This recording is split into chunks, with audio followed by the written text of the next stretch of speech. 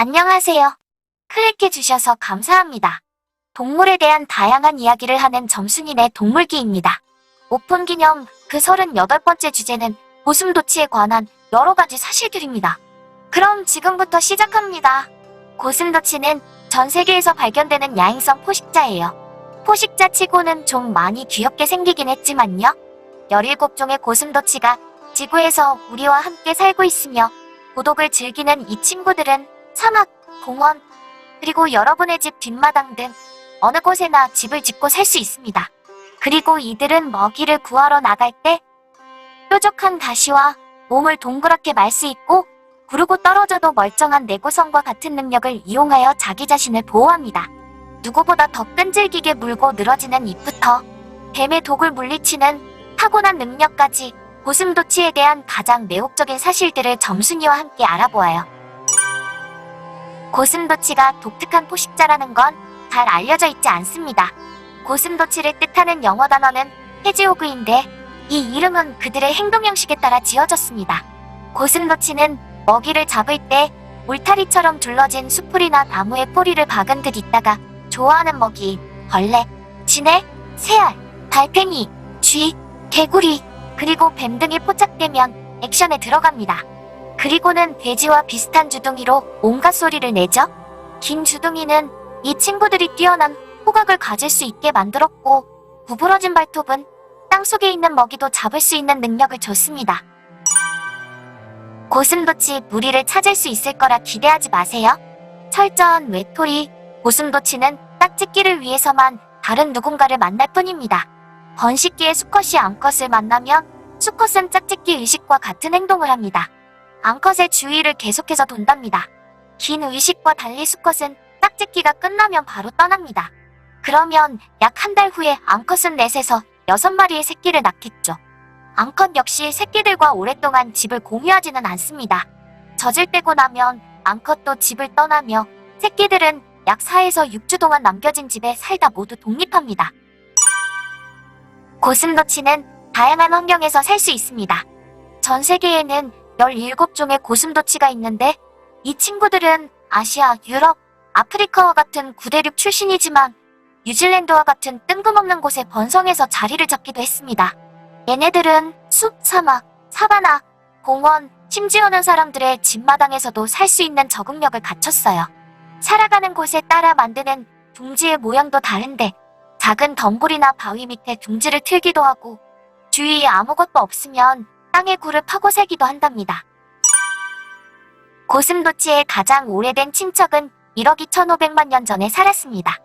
2015년 스페인에서 일하던 연구팀은 고슴도치와 관련된 포유류의 화석을 발견했어요.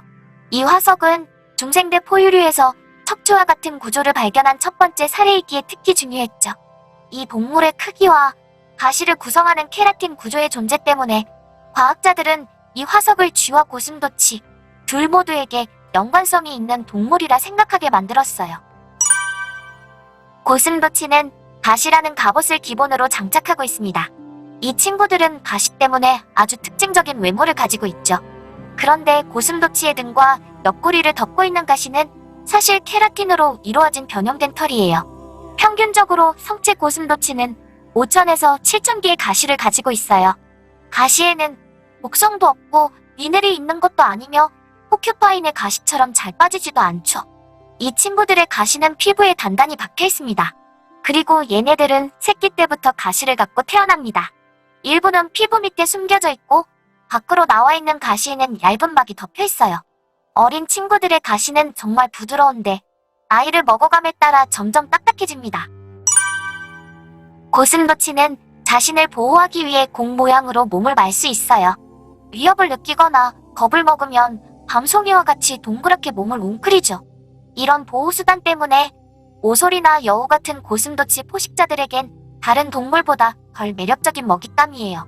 잡아먹는데 너무 많은 수고를 해야 하거든요. 고슴도치가 몸을 웅크릴 땐 모든 가시가 바깥쪽을 향하게 되고 얼굴, 다리, 배를 보호합니다. 그 부분들은 가시가 아니라 털로 덮여있는 아주 부드러운 부분이라 공격에 매우 취약하답니다. 모든 고슴도치가 겨울잠을 자는 건 아니에요.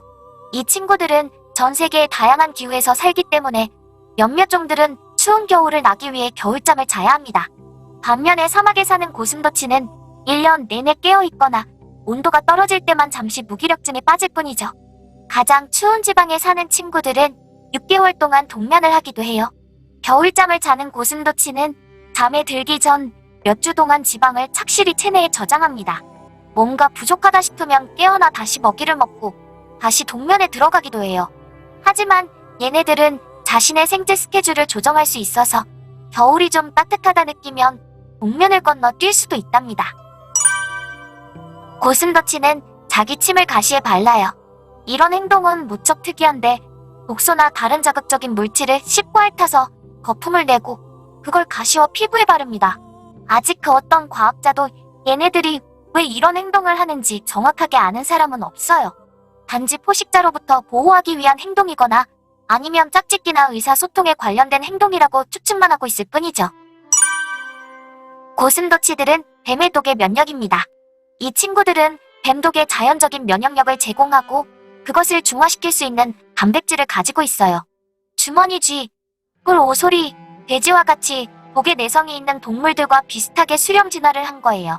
이 면역력 때문에 뱀을 고슴도치 포식자 명단에서 제거할 수 있고 심지어는 뱀을 잡아먹을 수 있으니 먹이의 종류도 늘어나 생존에 큰 도움을 주기 때문에 고슴도치에게는 정말 중요합니다. 그러나 이 면역력이 100%는 아니라서 만약 고슴도치가 자기가 살고 있는 곳에 뱀이 아닌 더 강한 독을 지닌 뱀을 만나 물리면 이 세상 족이 퇴근할 수도 있습니다. 고슴도치는 인간에게 질병을 옮길 수도 있어요. 바이러스나 기생충 같은 것을 전염시킨 사례가 아주 드문 일이지만 보고된 적이 있습니다.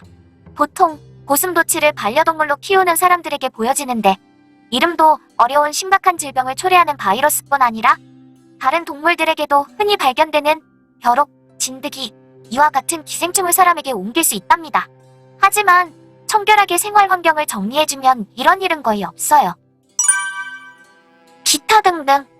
고슴도치는 시력이 매우 안 좋아서 청각과 후각에 많이 의존합니다.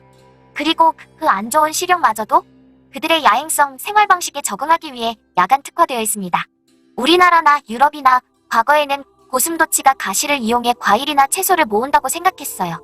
그래서 그것에 대한 그림이 꽤 있죠. 하지만 그건 정확하지 않습니다. 스스로 가시에 박는 것도 아니고 과일이나 채소를 모으지도 않아요. 그런데 그게 옛날 사람 눈에는 귀여웠는지 그런 잘못된 이미지를 선호했어요. 뉴질랜드에선 한풍자적인 정당이 고슴도치를 선거에 후보시켰습니다. 맥길리코디 시리어스 파티라는 정당인데 당연하게도 그 작은 후보는 당선에 실패했습니다. 과거에 국제 고슴도치 올림픽이란 것이 있었습니다. 개최 종목은 3개로 달리기, 허들, 그리고 마루운동이었습니다. 이번에는 가시 달린 귀염둥이 고슴도치에 관한 소소한 사실들을 이야기해봤어요. 이번 화의 주제가 고슴도치인 이유는 며칠 전 점순이 오빠 위철이가 무지개 다리를 건너 하늘의 별이 되었기 때문이에요. 차이는 고령으로 인한 종량이었어요. 점순이네 식구들 모두 위철이를 그리워하지만 언젠가 다시 만날 날이 있을 테니까 그만 슬퍼하고 점순이는 다음 편에서 또 다른 동물 이야기로 돌아오겠습니다.